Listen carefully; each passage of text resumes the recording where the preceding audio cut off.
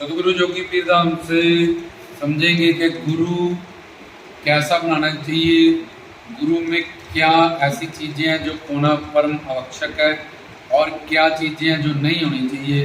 नहीं तो गुरु बनाना भी व्यर्थ जाएगा। पानी पीजियो छान के, गुरु कीजियो जान के, पानी पीजियो पुन के, गुरु कीजियो चुन के, लखा वेर वेरी नूं लगदे डिगदे अते कच्चे, जिन्हां नूं सच्चे गुरु न लभन कोई उखांदे धक्के। बाबा बालक नाथ जी के टाइम बहुत नाथ थे, लेकिन उन्होंने गुरु दत्तात्रेय नाथ को ही अपना गुरु बनाया, क्योंकि पूर्ण गुरु अगर मिलेंगे तभी जीवन ये सफल होगा। अगर भीड़ देख के, रश देख के सिर्फ उन्होंने गुरु बना लिया है, और रश तो पीजीआई में भी है, रश वकीलों के पास भी है, रश डॉक्टरों के पास भी है, तो रश तो बहुत सारी जगह पर होता है। और जब हमें ये चोला छोड़ देते हैं तो नरक में रश होता है। सचखंड, सतलोक, शिवलोक, अलकलोक, वैकुंठ धाम, इन सब पवित्र जगहों पे माया से परे लोग कोई कोई जीव आ जाता है, उसकी उंगलियों की गिनती हो सकती है।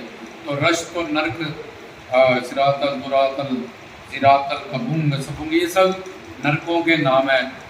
ऊपर 55,000 इतने नरक, और उसमें से 28, उसमें से 8 विशेष होते हैं। लेकिन काल माया से परे जो लोग हैं, शिव लोग, आदिशक्ति लोग, वैकुंठ धाम, फिर उसके बाद अलकलोक, अनामी लोग, गोलोक, सतलोक, तो ये लोग तो गिनती चुनती के, और इधर जाने वाले लोग भी गिनती चुनते। फिर इतना ज़्यादा भीड़, इतना ज़्यादा रश वाले बंदे कहाँ जा रहे हैं। तो इसलिए रश देख के जो लोग गुरु बना लेते हैं, जब फंस जाते हैं, या ये जा रहा है नामदान लेने, जब मेरे माता पिता ने लिया था, मेरे पति ने लिया था, मैं भी ले रहा था, इन सब बातों से बचे। रामचंद्र कह गए सिया से ऐसा कलयुग आएगा, हंस चुकेगा दाना कौआ मोती खाएगा, कि असल गुरु जो परमहंस गुरु होंगे वो किसी किसी को मिलेंगे। लोग भीड़ देख के, कौआ मतलब अज्ञानता, अज्ञानी, कलयुग के जो गुरु होंगे मैक्सिमम वो रश के और भीड़ के बनाए गुरु होंगे। उनमें गुरु वाली कोई क्वालिटी होगी नहीं, और बोली वाली संगत को वेद शास्त्रों, ग्रंथों, मंत्रों का ज्ञान नहीं है कि गुरु कैसा बनाना चाहिए, किन सब परीक्षाओं से, किन सब गुणों से उसको पास होना पड़ता है, तब उसको हम गुरु कह सकते हैं। किसी के लिए भी ये श्लोक नहीं हम कह सकते गुरु ब्रह्मा, गुरु विष्णु, गुरु, क्योंकि ये वेद शास्त्रों के श्लोक हैं। तो जब ये लिखेंगे उसके साथ ये भी लिखा गया कि गुरु में पहले ये सारी चीज़ें हों, तब उसको गुरु की धारणा करो।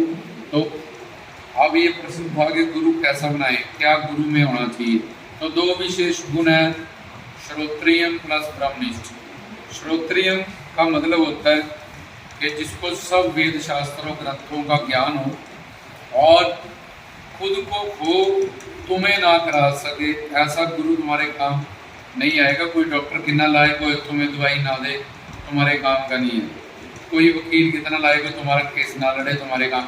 ऐसे ही उसको खुद को भी ज्ञान हो और तुम्हें भी वो ज्ञान करा सके, चाहे किसी के भी बारे में, माता रानी के बारे में, बाबा बालकनाथ के बारे में, दुर्गा जी के बारे में, पीरों फकीरों के बारे में, जब किसी भी, क्योंकि भगवान एक है, उसके अनंत रूप है, अनंत धाम है, उसके इतने, उसको मानने वाले इतने धर्म है।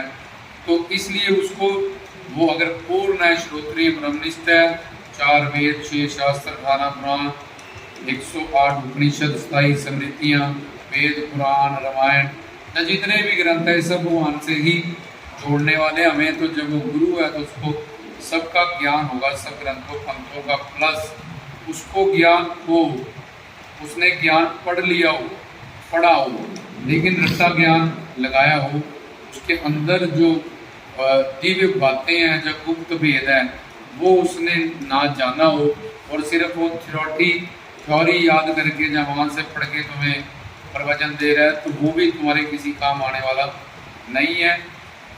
उसको ज्ञान हो गया, तुम्हें ज्ञान नहीं करा सकता, तब भी किसी काम का नहीं है। उसने ज्ञान, वो शास्त्र पढ़ लिया और आगे लिखने भी लग गया उसकी व्याख्या, पर फिर भी तुम्हें नहीं समझा सकता, तब भी तुम्हारे काम का वो नहीं है। उसने पढ़ लिया और समझ लिया वेद, पुराण, शास्त्र, सब ग्रंथों, पंथों को, और तुम्हें समझाने लगा, तब भी तुम्हारे काम का नहीं है, क्योंकि उसने जो समझा है वो अपनी बुद्धि से समझा है। तो उसकी बुद्धि में रज, तम, सत, ये 3 गुण है, और ब्रह्म, परमात्मा, परनिप्सा करना पाटो, ये 4 दोष हैं। और राग द्वेष अस्मिता अविद्या अवन्वेष, ये 5 क्लेश है। इसलिए उसके प्रचार में ये सारी चीजें झलकेंगी। तो खैर अब उसको भी ज्ञान हो, पर उसको जो ज्ञान हो जहाँ तो उसके अंदर ज्योत हो, परमात्मा की कोई महात्मा के रूप में अवतरित हो, या फिर जो सिद्ध गुरु थे, पूर्ण गुरु थे, उनकी शरणागति एज ए चेला उसने की हो और उनसे ज्ञान पाया हो, उन ब्रह्म ज्ञानियों से, उन सिद्ध संतों से, अपनी बुद्धि से नहीं उसने ज्ञान पाया हो, उसने अपने सदगुरु से, सिद्ध गुरु से, अवतारी गुरु से ज्ञान पाया। पहले खुद समझे, उनकी शरणागति को कबूला, अब तुम्हें समझा रहा है। तो ऐसा गुरु, इसको मैंने जो पहले ही शब्द बोला है श्रोत्रियम, इसमें ही देखो इतने सारे राजवेद शास्त्रों ग्रंथों पंथों ने बताए हैं कि उसने जो समझा उसने आगे सिद्ध गुरु से समझा हो, अपनी बुद्धि से ना समझा हो, या फिर वो अवतारी हो। तो वो पहले खुद समझेगा, जब सिद्ध गुरु से समझेगा तब तुम्हें समझाए, तब वो गुरु का पहला गुण पास होगा कि हाँ जी ये श्रोत्रियम हुआ। दूसरा ब्रह्मनिष्ठ, उसने भगवान का दर्शन किया हो, जहाँ भगवान के अंदर, भगवान की उसमें ज्योत हो, ईश्वर की, परमात्मा ही महात्मा के रूप, जहाँ शरणागति करके वो सिद्धों संतों की दिव्य प्रेम पाक के, शिव शक्ति पाक उसने काल माया को जीत लिया हो। क्योंकि जब तुम थ्योरी सारी 1-2 साल में क्लियर कर लोगे और फिर प्रैक्टिकल साधना करोगे, जब वो बेचारा खुद ही नहीं कहीं पहुंचा हुआ और सिर्फ किताबें पढ़ ली, प्रवचन दे दिया, इधर उधर का कोटा लगा के, तो तुम्हें क्या कहीं पहुंचाएगा, खुद ही नहीं बेचारा कहीं पहुंचा। तो दूसरा, उसके पास शिव शक्ति हो, जब दिव्य प्रेम हो, जिससे काल माया को तन मन धन की गुरु की शरणागति के बाद उस चेला चेली को, सत्संगी को दिव्य प्रेम शिव शक्ति देके हमेशा के लिए काल माया से परे कर दिया जाता है। तो उसके पास ये शक्ति होनी चाहिए। श्रोत्रिय प्लस ब्रह्मनिष्ठ, ब्रह्मनिष्ठ का मतलब प्रैक्टिकल ज्ञान, जिसके पास दिव्य प्रेम हो, जब शिव शक्ति हो, जब सच्चिदानंद को जब इकट्ठा कर दो एक शक्ति, इसको योग माया कहते हैं, इसको शिव शक्ति कहते हैं, इसको विष्णु शक्ति कहते हैं, इसको अंतरंगा शक्ति कहते हैं, इसको पराशक्ति कहते हैं, इसको आदि शक्ति, इसके बहुत सारे नाम है शक्ति के नाम, और उसको प्रेम शक्ति भी कहते हैं। तो उसके पास ये शक्ति हो, जहाँ उसने सिद्ध गुरु की शरणागति करके अपने गुरुओं से पाई हो। तो ये 2 गुण हुए कि ये 2 चीजें उसमें जरूर होनी चाहिए, गुरु श्रोत्रियम भी हो और ब्रह्मनिष्ठ भी हो। तो क्योंकि किसी के संस्कार विष्णु जी पे है, किसी में शिव के हैं, किसी में माता रानी पे, किसी के पीरों फकीरों के, किसी के और है। अब तुम उसके पास जब गए, अगर वो पूर्ण ज्ञानी होगा तभी तुम्हें वो आगे चलाएगा, संभालेगा। ये तो बोलेगा ये इसमें कुछ नहीं मिलने वाला, इसमें कुछ नहीं, ये तो ऐसे हैं वैसे हैं, लेकिन सब परमात्मा के ही रूप हैं। सब ग्रंथ पंथ संत हमें परमात्मा के से ही जोड़ते हैं। तो ये श्रोत्रियम प्लस ब्रह्मनिष्ठ, चाहे तुम कोरे अनपढ़ हो, तुम्हें कुछ नहीं पता।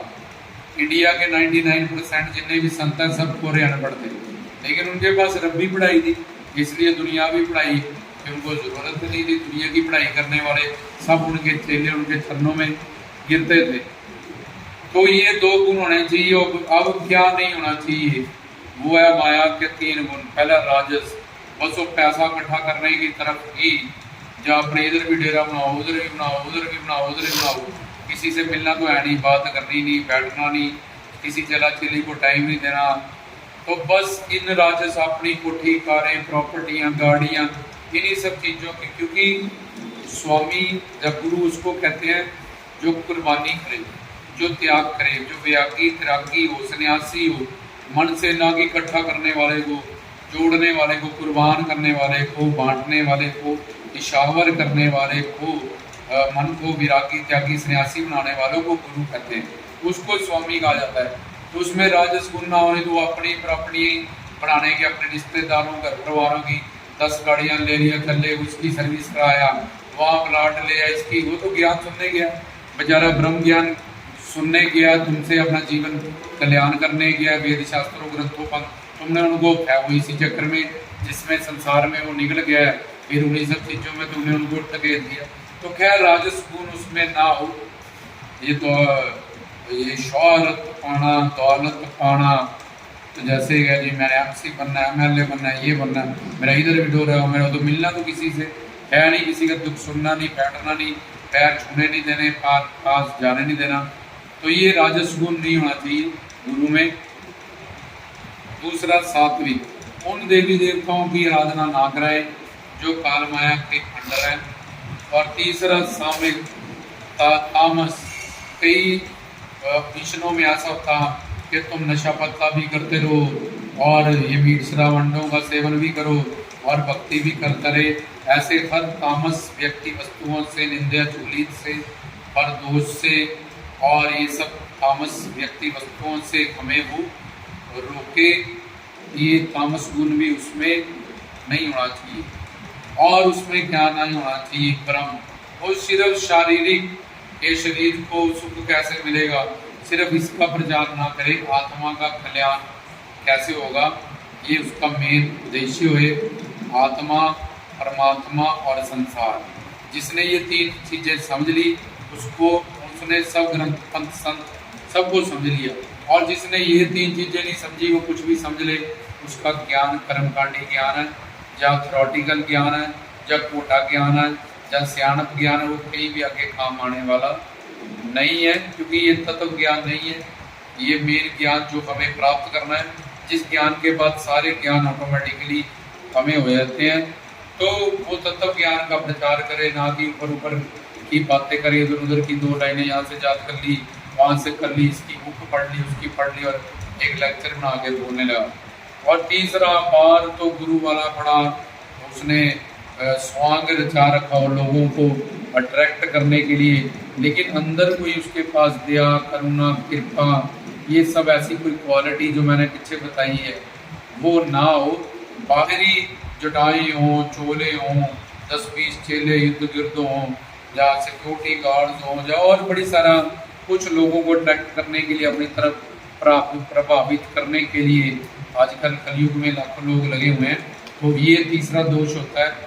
और चौथा कि उसमें चाहे वो गुरु है, संत है, अवतार है, और तब भी उसमें डाउन टू अर्थ होना चाहिए, उसमें नम्रता होना, नम्रता, सहनशीलता, दीनता, ये सब गुण होने चाहिए। जितना वो उच्च है उतना ही वो निमाना होना चाहिए, ना कि अहंकार मुझे तो इतना ज्ञान है, मुझे तो ये है वो है। तो बड़े बड़े गुरुओं ने अपने आप को नानक नीच करे विचार, वो नानक देव अपने आप को नीच कहते हैं, कोई कुटिल कहता है, कोई कुकर कहता है, जिनमें कोई दोष नहीं था, अवतार थे, उन्होंने अपने आप को बाबा नहीं माना, उन्होंने अपने आप को गुरु नहीं माना। तो आजकल 10-20 बंदे जिसके पीछे लग जाते हैं वो अपने आप को गुरु घोषित कर देता है, जब उस बात के अहंकार में आ जाता है कि मैं गुरु हूँ, मैं ये हूँ, प्लानट है। तो ऐसी चीज़ें उसमें नहीं होना चाहिए। गुरु होने का जो अभिमान है ये भी उसमें नहीं होना चाहिए। पहली चीज़ अहंकार नहीं होना चाहिए, पैसा के पीछे, दौलत शोहरत के पीछे ना भागे।